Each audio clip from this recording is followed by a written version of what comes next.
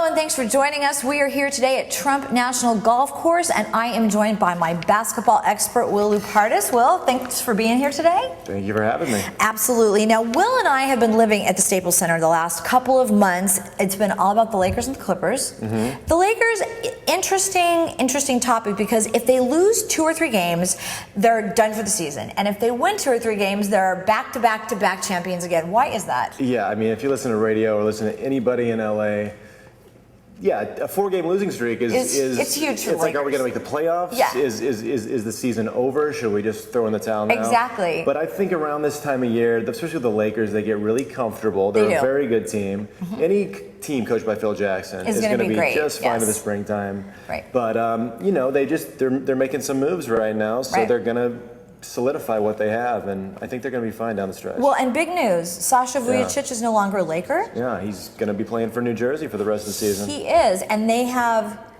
who's coming over now? Joe Smith. Joe he Smith, was that's right. the #1 pick in the 1995 NBA draft, and he hasn't ever been like a big star, but he's a veteran guy, and I know Phil Jackson likes those guys who know, you know, their basketball. He's not a young, fresh player. He's a guy who can give him some minutes in the post, give him some defense, let Pau Gasol sit, Andrew Bynum, give him some rest when they need it. Well, and Andrew Bynum back last night as well and looked very good. Now, it was the Washington Wizards, but still he looked amazing. And Pau was like smiling from ear to ear because he can rest a little bit now. Yeah, it's going to take probably 5 minutes out of Gasol's night. Yeah, exactly. And Bynum is he's a big guy. He's a big guy. And he can he's definitely going to contest some shots, plus give us a few rebounds, a few points every night. So I think it's a great thing that he's back. Yeah, and then a couple of doors down from the Laker locker room is actually the Los Angeles Clipper locker room, and of course Blake Griffin is the only one that we talk about because he's so amazing, so amazing.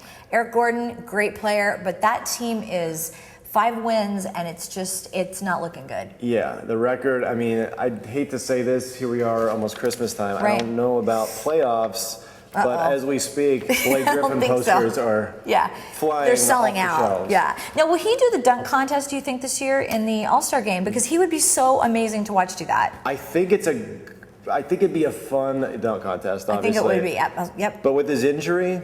Maybe not. Maybe he won't do that. I don't know. We'll have to wait and see. I don't think the players, sign up for it until like the first of the year. And I think that Dwight Howard said he's not going to do it because he wants to give somebody else a chance to do it. So it's old hat for him. Yeah. He's just kind of used to it by now. He's Superman. He's gonna stay in the phone booth and just watch from the sidelines. Now, speaking of Christmas Day, of course, is the big Laker matchup with the Miami Heat, of course, and a game that everybody's anticipating. Now, how do you think that game's going to go this year? Well, last Christmas Day, LeBron James was with the Cavs.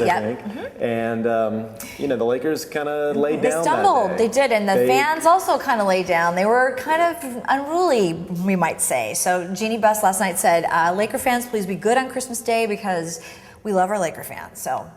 But LeBron's with a brand new team. Yeah, They've struggled. They're struggled. They're on about a 9-game winning streak right now, I think. So it's going to be a great game. The Lakers, obviously, with the new addition and Bynum being back also, I think they're going to be real strong Christmas Day. And they're definitely, I think they were a little ashamed of their output on last Christmas. I think so. So I think we're going to have a very close game. It's interesting you talk about that because with the new players coming in and Bynum coming back, how long do you think it's going to take them to kind of gel? They're very good at gelling quickly. Yeah, like I said, Phil Jackson, he has the ability, I think, to make a nice cohesion with any group that he has. And, Bynum's been there about, 3 years? He has. And, he hasn't played 3 years, but he's been there 3 years.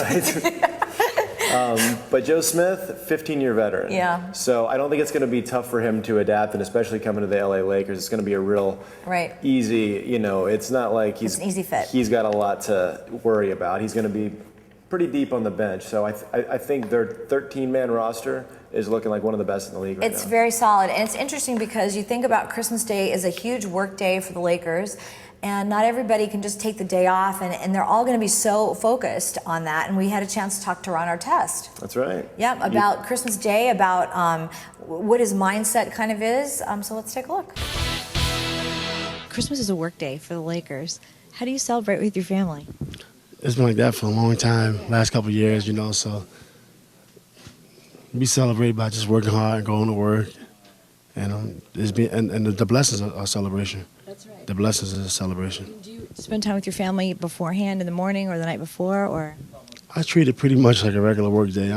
I'll be caught up sometimes, in the game, and I'll be forgetting about the holidays. But I just be caught up in the games. It's tricky when you're sort of working through the whole season. So Yeah, and my kids they like to give back anyway, so they don't get much gifts, but they do a lot of giving back, and so that's real important to me anyway.